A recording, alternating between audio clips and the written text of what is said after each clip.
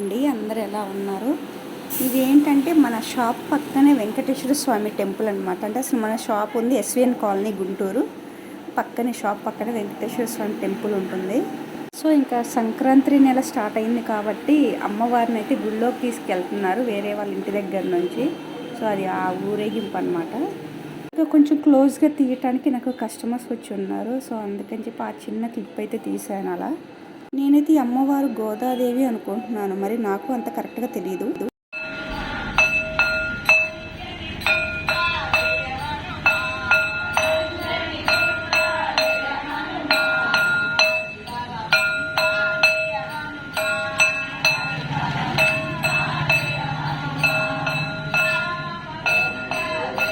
ఏం చేస్తున్నారు? బాగున్నాను.